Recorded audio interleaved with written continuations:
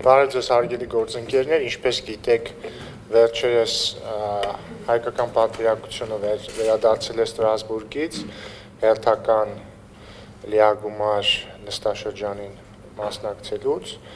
Մեր ասուլիսը մի փոքր ուշ ենք անում, որովհետև նախորդ շաբաթ մեր ազգային ժողովում հերթական նիստերն էին։ ԵԽՎ հերթական նստաշրջանում մեզ համար հետաքրքրական երկու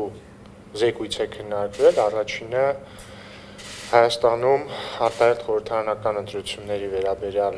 զեկույցն էր, որը Հայաստանում անցկացված ընտրությունները գնահատում էր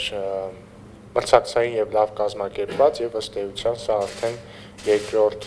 համապետական ընտրություններն են Հայաստանի, որ բարձր գնահատականի են արժանանում ԵԽՎ դիտորդների կողմից եւ երկրորդ մեզ համար հետաքրքրական զեկույցը Ղարաբաղյան հակամարտության հումանիտար հետևանքների վերաբերյալ զեկույցներ, որը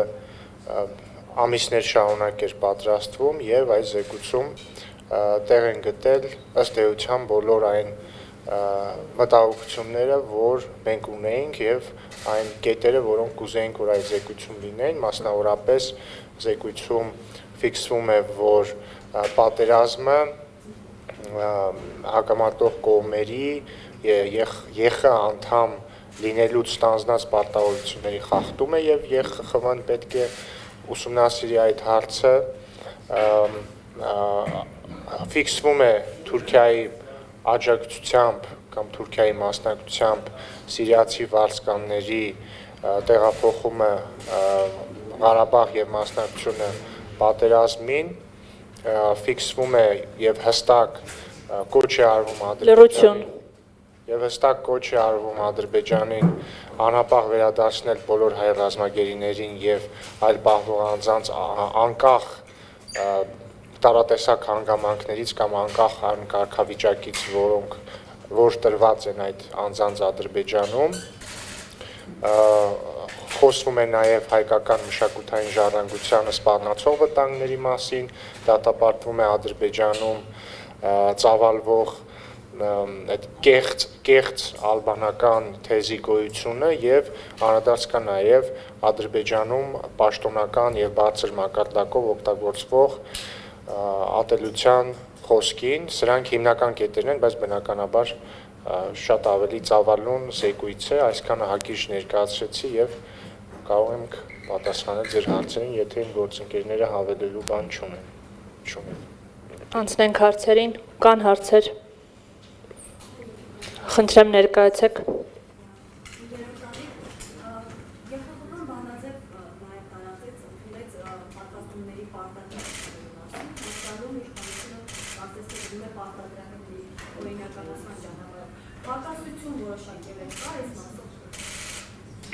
Խնդրեմ, պարոն Վարդան։ Տեսեք, քննարկումները այո ծավալվել են պատվաստման հետ կապված, ոչ այնքան պատվաստման ինստիտուտի հետ, այլ քննարկումները ծավալվել էին առայն թե այդ պատվաստված անձանց անձնագրերով երկիր մուտք գործել եւ դրա հիման վրա խտրականություն իրականացնելը ինչքանով իրավաչափ է, բայց որևիցե փաստաթուղթ, որը ըստ էության կնախատեսեր պատվաստման պարտադիրություն կամ պատվաստման հետ կապված որոշակի առանձնահատուկ կարգավորումներ չկա, չի եղել։ Պետք է ասեմ, որ Եվրոպայի խորհուրդը եւ Եվրոպական միությունը գնում է բավականին կոշտ միջոցառումների, պատվաստումների թիվը Եվրոպայում հասել է, օրինակ Ֆրանսիայում, եթե չեմ սխալվում, հասել էր մոտ 80-85%-ի, ռեժիմը բավականին կոշտ է այն առումով, որ չպատվաստված կամ բացասական թեստ փշերտես ունեցող անձանց ըստ էության չի թույլատրվում որևիցե ժամանցային վայրերում գտնվել եւ այլն, այսինքն այն վերաբերմունքը, որը այսօր COVID-ի նկատմամբ դրսևորում են Եվրոպական միության անդամ պետությունները, շատ ավելի վճռական է, քան այն միջոցառումները, որոնք կիրառում են Հայաստանի Հանրապետությունում կամ մեր հարևան երկրներում, եւ ասեմ, որ որոշակի նաեւ դրական արդյունք կա այդ միջոցառումների կիրառման արդյունքում, որովհետեւ օրինակ տեսականորեն արդեն Ֆրանսիայում կարելի է համարել, որ այն սահմանափակումները, մասնավորապես պարետային ժամը, սահմանափակումներ որոշակի գործունեության իրականացման վերացվել է եւ ըստ էության պատվաստված / բացասական թեստավորման ռեժիմում գտնվող անձը ըստ էության որևիցե իրավունքների սահմանափակման հետ չի բախվում, բայց պատվաստումը պարտադիր չէ, բայց անհրաժեշտ է եւ այլընտրանքային ռեժիմը միշտ առաջարկում կամ պետք է պատվաստես կամ պետք է բարբերաբար թեստավորվես եւ տվյալ պարագայում որևիցե խախտման կամ որևիցե սահմանափակման մասին երբեք Եվրոպայի խորհրդի շրջանակներում չի խոսել։ Ես եթե կարելի է նույն ժամանակ թեմայի մեջ մնալով թեմայից շեղվեմ, քանի որ պատվաստումներից խոսեցիք, ես վաղուց էի ուզում խոսեմ դրա մասին։ Ժորժ ջան, այսօր COVID-ից մահացել է 43 մարդ։ Այս բայի դրությամբ աշխարհում չի դեռևս ստեղծվել մի բան, որը պատվաստումից ավելի էֆեկտիվ կլինի։ Պատվաստումները հանրահայտ փաստ է, որ 100%-ով չեն պաշտպանում մարդկանց վարակվելուց, բայց ապացուցված փաստ է, որ պատվաստված լինելը էականորեն նվազեցնում է եւ վարակվելու ռիսկը եւ ծանր տանելու ռիսկը։ Ես խնդրում եմ բոլորիդ, նաեւ ձեզ անհատապես լրագրողներիդ, կան հարցեր, որոնք ուղղակի չարժի դարձնել քաղաքական կամ հանրային քննարկման թեմա։ Ցավոք այսպես է, որ այս բայի դրությամբ այլ ավելի էֆեկտիվ միջոց չկա։ Խնդրում եմ չմասնակցել տարբեր մանիպուլյատիվ քննարկումների, պատվաստումների թեմայով։ Երկրորդն էլ խնդրում եմ հնարավորինս քիչ առաջին պլան մղել, այսպես ասենք, fake կամ կոնսպիրոլոգիական մտքեր առաջ մղող մարդկանց պատվաստումների վերաբերյալ, հասկանում եք, սա խնդիր է։ Ես միշտ համոզված եմ եղել, որ մամուլը ոչ միայն լուր տվողի դերում պիտի լինի, մամուլը նաև որոշակի հանրային պատասխանատվություն պիտի ունենա։ Եկեք գոնե այս մի հարցով կարևոր չի իշխանական, ընդդիմադիր, իշխանություն, ընդդիմություն, եկեք մի գիծ ունենանք։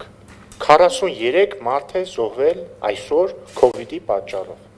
Ներողություն խնդրում, նաև ընդդիմությունը 3 հարկան դաշնքից հայտարարեցին, որ խոսքը ամենևին նրա մասին չի, որ չպատվաստվեն։ Պատվաստելը պետք է եւ պետք է պատվաստել։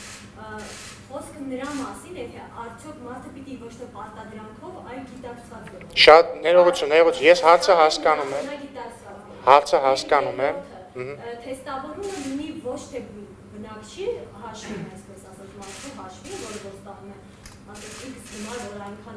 չէ, այլ լինի պետության հաշվին։ Այս մեխանիզմները գործածությունների մասին։ Ես ձեր հարցը հասկանում եմ, ու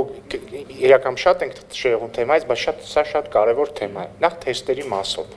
Օրինակ ես կարծում եմ, որ եթե թեստերը լինեն օրինակ անվճար, դա կբերի նրան, որ մարդիկ էլ ավելի քիչ հակված կլինեն պատվաստվելու։ Սա իմ անձնական կարծիքն է, չգիտեմ առողջապահության նախարարության կարծիքը, բայց իմ կարծիքը սա է։ Եվ երկրորդը, ասում եք ընդդիմությունը ասում է, հա, պատվաստվելուն դեմ չենք, բայց խնդիրը հենց այդ բայցն է, որովհետև ցանկացած հարցի վերաբերյալ կարելի է ասել, ես սրան դեմ չեմ, բայց ես բռնությանը դեմ չեմ, բայց ու այդ բայցի մեջ է խնդիրը։ Ես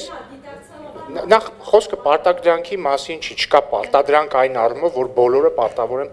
պատվաստվել, բայց պետությունը, ընդ որում բոլոր պետությունները, ստեղծում են պայմաններ, որպեսզի քաղաքացին հնարավորինս շատ հակված լինի, օրինակ նույն Ֆրանսիայում մարդիկ համենայն դեպս մի շաբաթ առաջվա դրությամբ այդպես էր, մարդիկ որպեսզի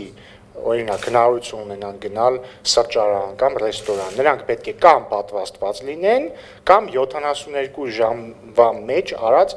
թեստ ունենան, ընդ որում, որը կարծեմ վճարովի է։ Հասկանում եք, իսկ ընդդիմությունը ես վատ եմ գնահատում դա։ Ես կուզենայի, որ բոլոր քաղաքական ուժերը, բոլոր միահամուռ ասեին, Ժորժ ջան, պատվաստվեք, որովհետև սա պետք է։ Շնորհակալություն։ Եթե թույլ կտակ լրացում անեմ, նախ միանշանակ չի կարելի պնդել, ձեր պնդումն անհիմն է, որ ընդդիմությունը չի ասում, որ պատվաստանյութերին դեմ է, քանի որ խորհրդարանում ներկայացված ընդդիմադիր ուժերից որոշ ներկայացուցիչներ իրենց հանրային խոսքում, Facebook-յան հարթակներում դեմ են խոսում պատվաստանյութերի բոլոր պատվաստանյութերի դեմ են խոսում եւ ակտիվ մասնակցում են հակակարողության, թող անդիմադիր ուժերի իրանք նախ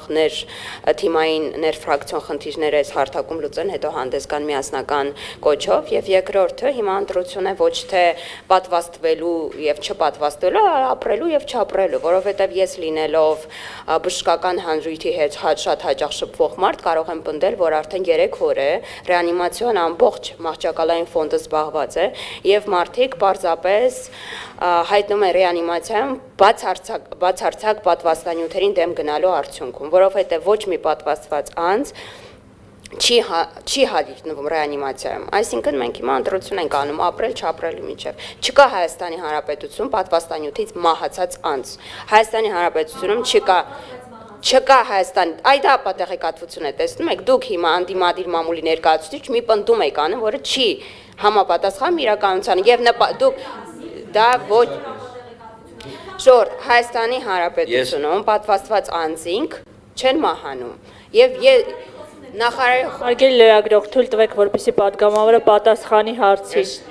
Ես միջամտեմ ներողություն պարոն Վարդան։ Հայաստանում չկա պատվաստումից մահացած մարդ։ Բայց սա ֆիքսենք, ես էլ նաև խնդրում եմ 5-րդ տարիքին այս փաստը նույնպես միշտ ֆիքսել։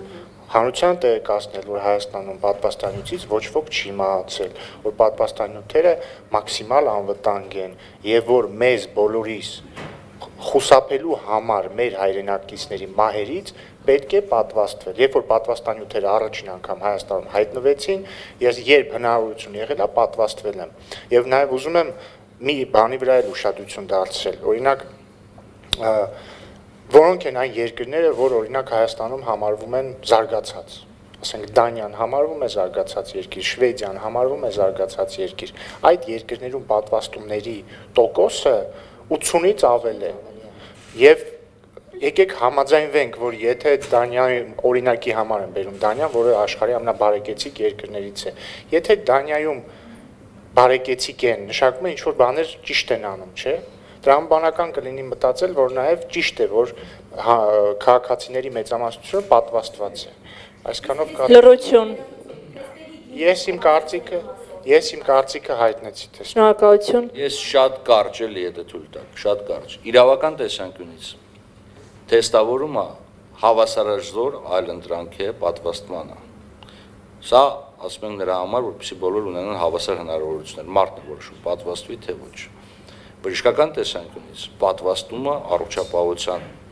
ոլորտի ուղղված միջոցառումը, թեստավորումը պարզապես իրավիճակի արձանագրում է։ Հետևաբար այո, պետք է պատվաստումը լինի անվճար եւ մնա անվճար, որովհետեւ այն մարդկանց առողջության պահպանման ուղղված պետության պոզիտիվ պարտավորությունների ապահովմանն է ուղղված։ Թեստավորումը ըստ էության որևիցե եղանակով չի բարելավում առողջապահական վիճակը, հետևաբար այն չի կարող դիտարկվել որպես բժշկական առումով հավասարազոր եւ պետական բյուջեի գումարները, այո, այս տեսանկյունից չպետք է ուղղվեն դրան։ Ինչ վերաբերում է թեստերի գներին, ապա բազում լաբորատորիաներ կան, շուկան ինքնակարգավորվում է եւ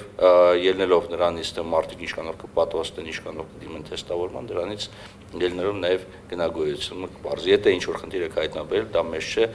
հատուկ ինքնավար մարմիններ կան, որ զբաղվում են դրանով, խնդրում եմ դիմեք իրենց եւ իրենք ձեր հարցերին կպատասխանեն։ Մենք եւս մեկ անգամ կրկնենք, վերադարձել ենք ԵԽԽՎ-ի լիագումար նիստից։ Շնորհակալություն։ Նարեկ Կիրակոսյան, խնդրեմ։ Շնորհակալություն Factor TV Իշխանության հարգելի ներկայացուցիչներ, կարծում եմ, որ երբ որ քաղաքացուն ուղղորդում են թեստավորման, պետք է նաև առաջին պահպանման օղակում կարգավորեն, որովհետև ես մի քանի օր թերթերի պատճառով չեմ կարողանում պատվաստվել, բայց իմ հարցը ոչ թե COVID-ի հետ կապված, այլ անդրադառնանք բուն թեմային ԵԽԽՎ-ին, ինձ հետաքրքիր է մեր պատվիրակությունը այդ պաշտոնական նիստերից դուրս փորձում է շփվել Ադրբեջանի, Թուրքիայի անդամների հետ, ինչ է քննարկում խաղաղության դարաշրջանի հետ կապված ինչ օրակարգ եք էլի քննարկում, եթե նման քննարկումներ կա, թե ոչ, եւ քանի որ վարչապետի աշխատակազմը տվեց համապարփակ տեղեկատվություն Վրաստանի վարչապետի այցից, հա, Երևան, ինչ կարող եք ասել, ինչ նպատակով էր եկել եւ արդյոք դա կապ ունի հայ-թուրքական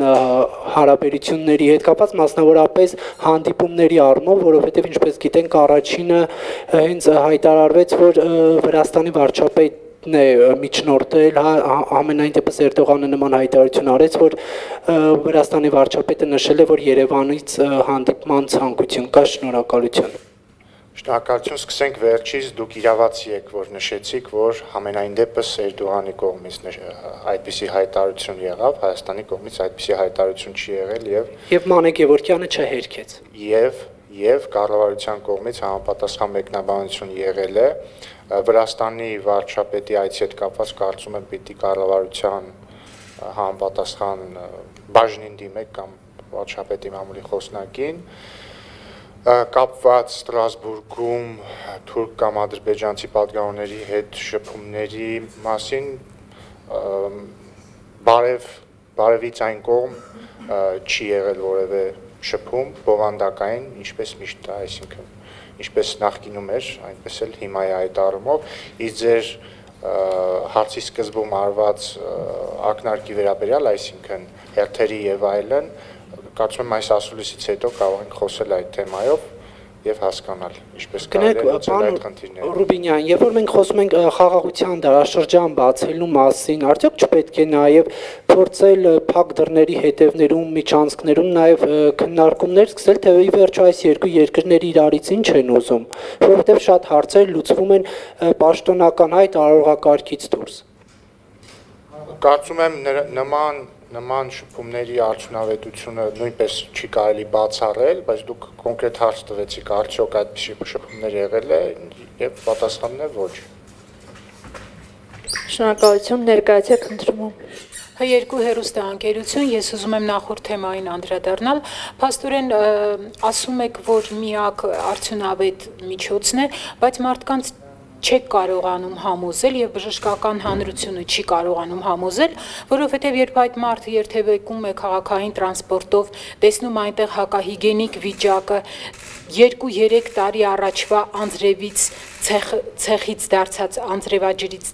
ցեխից փոշի դարձած այդ հակահիգենիկ վիճակը երբ տեսնում է հանրային միջոցառումներ մարդաշատ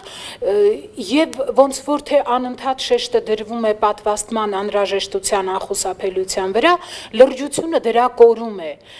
նայեք հանրային սննդի ես չգիտեմ այն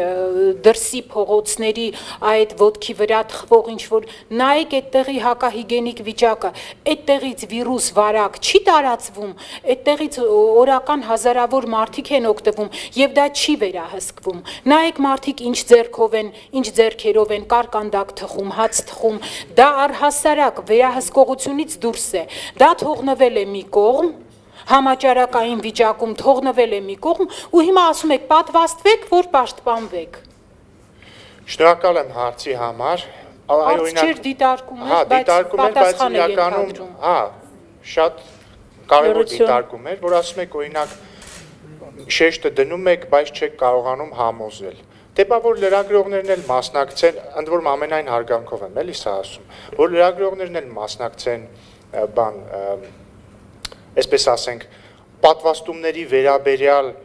կասկածների սերմանմանը սենց կլինի։ Հիմա օրինակ դուք օրինակ եք բերում։ Էլի են իմ ասած բանից է։ Ես դեմ չեմ, բայց սերիայից էր ձեր ասածը։ Կարող եք ինձ բացատրել կեղտոտ փողոցը, որը վատ է։ Ինչ կապ ունի պատվաստվել չպատվաստվելու հետ։ Ձեր ասածը նույնն է, որ ասենք մարդը քայլի տեսնի աղբա թափած փողոցում, ասի դե մեկը աղբը թափած է, այս բիչոկն է գցեմ։ Մարդիկ 43 հոգի այսօր մահացել է COVID-ից, հասկանում եք, դուք ասում եք, ինչ կապ ունի պատվաստումը, այն մյուսին նայեք, հա, հետո ասենք թե ձեր ասած այլ հակահիգենիկ բաներն էլ վերանանք, ասեք, բայց ոնց, այսքան խնդիր կա, աշխատատեղերի խնդիր կա, դուք պատվաստումից եք խոսում, սենց մենք կհասնենք մի հատ անլուծելի խնդիրների շարանի։ Կոնկրետ խնդիր կա աշխարհում ներողություն վերահսկել տրանսպորտի մարտությունը որ մարդիկ չվարակեն տրանսպորտում ես կարծում եմ որ ճիշտ կլինի բոլոր այսպես կոչված էլիտան Հայաստանի քաղաքական գործիչները, մշակութային գործիչները, լրագրողները, ոչ թե կասկած կամ այսպես ասենք պատճառներ տան քաղաքացիներին արդարացնելու չպատվաստվելու իրենց ցանկությունը, այլ պատճառներ տան, որպեսզի նրանք ցանկանան պատվաստվել, հասկանում եք։ Հիմա ցավոք աշխարհում պանդեմիա է։ 2 տարի առաջ չկար այդ պանդեմիան, հիմա կա։ Մարդիկ massայաբար վարակվում են։ Ու դեռ այս պահի դրությամբ ամենաարդյունավետ միջոցը պատվաստվելն է, անկախ նրանից երթուղայիններում վիճակը լավ է, թե չէ։ Այսքանը։ Ներեցեք քաղաքական էլիտան իրեն վեր է պահում նման գործընթացից, իրեն դուրս է տալու, իրեն զերծ է պահում։ Ներողություն, ես իհարկե չեմ հավակնում քաղաքական էլիտա լինելուց, Աստված ինձ հեռու բայ դրանից, բայց ես ինձ շատ մոտ եմ պահում, մենք եկել ենք Եղևա ասուլիսին, բայց ես մեծ հաճույքով հիմա մտել եմ այս պատվաստումների թեմայի քննարկման մեջ, որովհետև ես կարծում եմ, որ սա այս պահի դրությամբ Հայաստանի, եթե ոչ համար 1, բայց առաջին 5 կարևոր թեմաներից մեկն է։ Ես պատրաստ եմ ձեր հետ ժամերով հիմա բանավիճել այս թեմայի շուրջ, որովհետև սա շատ կարևոր է։ Խնդրում եմ, մի մասնակցեք պատվաստումային արշավներին, մասնակցվեք պատվաստումային արշավի, դեք դուք պատվաստել եք։ Ոչ։ Խնդրում եմ պատվաստվեք։ Հարգելի լրագրողներ, մասնավորապես H2 հեռուստաընկերության լրագրողին, տեսեք, սա ցուցիչ է։ Երբ որ հանրային գիտակցման մեջ մտցվում են կեղծ թեզեր։ Ես ես վստահեցնում եմ, որ անբարեկարգ սննդի օբյեկտները կամ հանրային տրանսպորտը որևէ կերպ ազդեցություն չի կարող ունենալ, որ COVID վարակը այդ առումով տարածվի, այսինքն նախկինում էլ է եղել։ Եվ ինչ ենք մենք ունենում, եթե նայում ենք եվրոպական երկրների ցուցանիշներին, այն երկրներում, որտեղ եւ իշխանությունը եւ ընդդիմությունը միասնական օրակարգով պատվաստումներին կողմ են խոսում, ունենք պատվաստումների բարձր ցուցանիշ։ Եվ ինչ է ստացվում։ Այստեղ այս հանրային առողջության թեման, որը կարևոր է եւ պետք է լինի քաղաքական շահարկումներից դուրս քաղաքականացվում է եւ ես ցավում եմ, որ լրագրողներն էլ մտել են այս կեղծ օրակարգի մեջ եւ թեև ինչպես իմ գործընկերները նշեցին թեման այդքան էլ չէր առանց Ձեր ձևակերպումներն են կեղծ, դա դուք եք ասում։ ամեն դեպքում մենք ունենք հստակ ցուցանիշներ, թե պատվաստված մարդիկ ինչքան ավելի ապահով են գտնվում վարակի շրջակայքում եւ վարակի այդ շղթայի մեջ եւ այն ամենը ինչ դուք պնդում եք ընդհանրապես քաղաքական կեղծ թեզեր են, որոնք ֆինանսավորվում են ձեր քաղաքական հայրերի կողմից։ Կներեք։ Շնորհակալություն։ Ձեր որակումներն են դրանք։ Ավարտենք, շնորհակալություն։